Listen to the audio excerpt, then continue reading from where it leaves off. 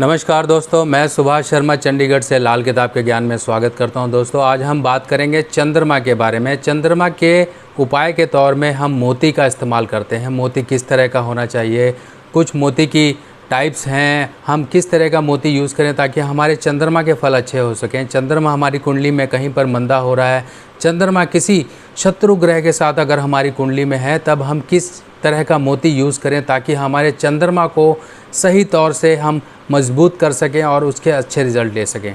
देखिए दोस्तों, लाल किताब के अनुसार कुंडली में चंद्रमा के अगर हम मंदे भावों की बात करें तो यहाँ पर खाना नंबर 6, खाना नंबर 7, खाना नंबर 8, खाना नंबर 10, खाना नंबर 11 और खाना नंबर 12, यहाँ पर अगर चंद्रमा होता है तब इस केस में चंद्रमा को मंदा माना गया है। यानी कि चंद्रमा के वो फल जो हमारी लाइफ में अच्छे मिलने चाहिए वो ख़राब हो जाते हैं।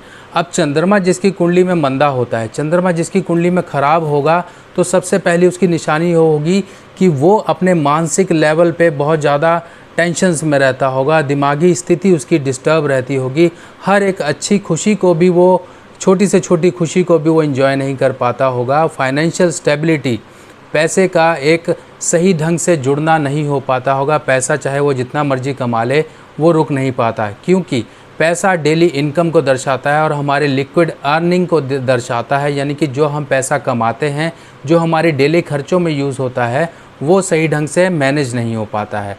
अगर चंद्रमा ख़राब हो तो एजुकेशन में डिस्टर्बेंस आती है। चंद्रमा अगर कमज़ोर है कुंडली में और ख़राब स्थिति में है, तब इस केस में माता का स्वास्थ्य खराब रहता है और आप हमेशा छोटी छोटी बातों पे लोगों से झगड़ते हो, अपनी माता से संबंध नहीं सही रख पाते हो, अपनी एजुकेशन में आप पीछे रह जाते हो। आप दिमाग में तो बहुत कुछ आपके वो होता है और आप एक्सप्रेस नहीं कर पाते हो। पढ़ने बैठते हो तो दिमाग इधर का उधर घूमना शुरू हो जाता है। चंद्रमा जब भी चंद्र राहु, चंद्र शनि या चंद्र केतु का योग आपकी कुंडली में, कहीं पर भी कुंडली में अगर चंद्र शनि, चंद्र राहु या चंद्र केतु हैं, तब ऐसे केस में इंसान डिप्रेशन का शिकार होता है। उसको हड्डियां या फिर मूत्र रोग संबंधी या स्किन की प्रॉब्लम होती है। छाती के हिस्से यानी कि पल पल में उसको सर्दी जुकाम होना शुरू हो जाता है और ऐसे व्यक्ति की इम्यूनिटी बहुत ही ज़्यादा वीक होती है।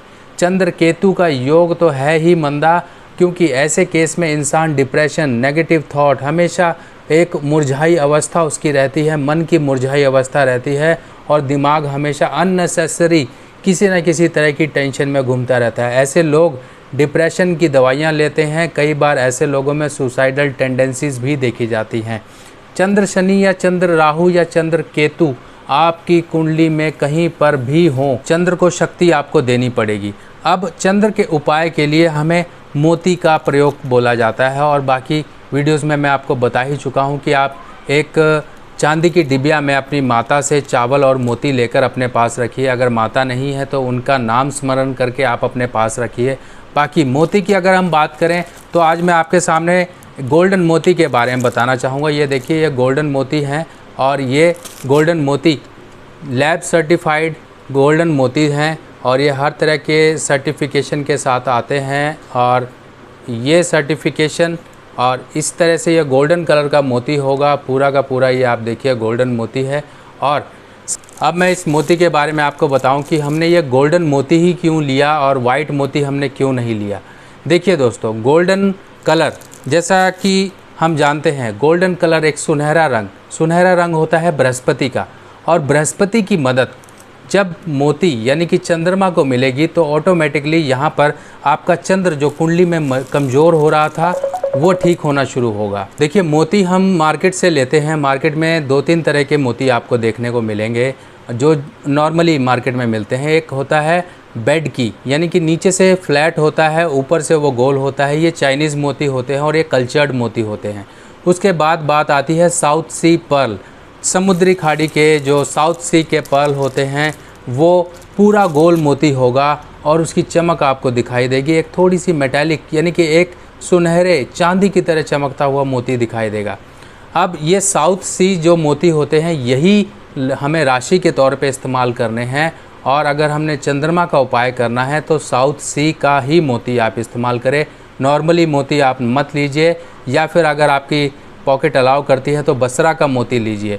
बसरा के मोती में भी आपको कलर मिल जाएंगे, 2 कलर तो नॉर्मली आपको मिल ही जाते हैं, बाकी मोती बहुत से रंग का होता है, पर जो इस्तेमाल किया जाता है वो वाइट मोती ज़्यादातर लोग आप लोगों ने वाइट मोती ज़्यादातर देखा होगा।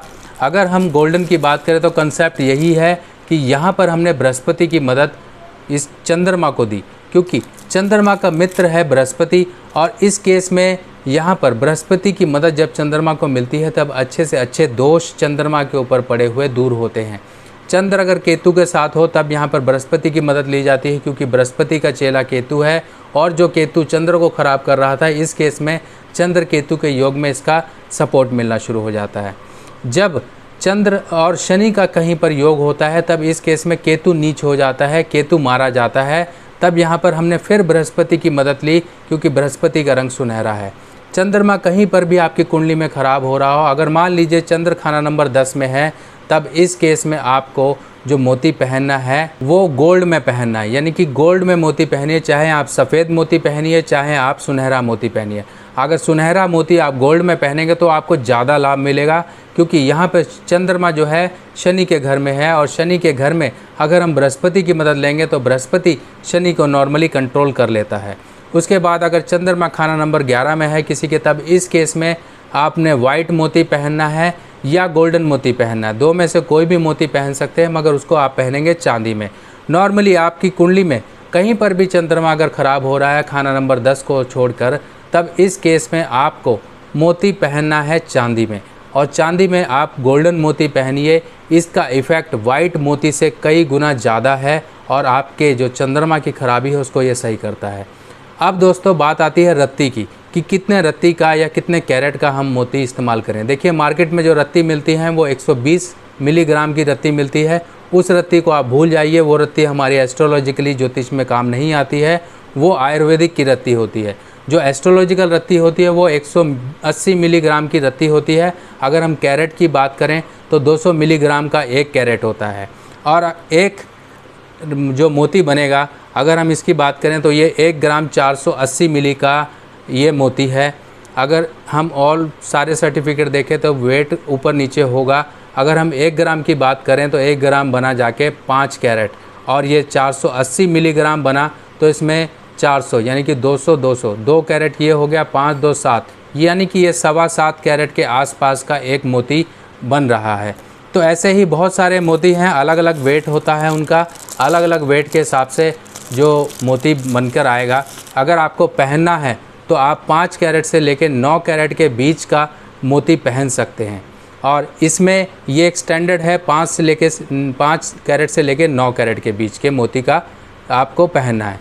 अब मोती पहनना कैसे है ये आपको समझना है। या तो मोती को आप रिंग बनवाइए, रिंग छोटी उंगली के साथ वाली। कई लोग क्या करते हैं छोटी उंगली में पहनते हैं। छोटी उंगली में आपको मोती नहीं पहनना है फिंगर में, क्योंकि यह है सूर्य की उंगली, और यहाँ पर सूर्य की उंगली में आपको यहाँ पर बृहस्पति की मदद, सूर्य की मदद और चंद्र की मदद, तीनों की मदद आपको यहाँ पे चंद्रमा को सही करने में काम आएगी। तो हमेशा याद रखना रिंग फिंगर में आपको मोती पहनना है। अब बात करते हैं इंडेक्स फिंगर की। इंडेक्स फिंगर में भी पहना जा सकता है।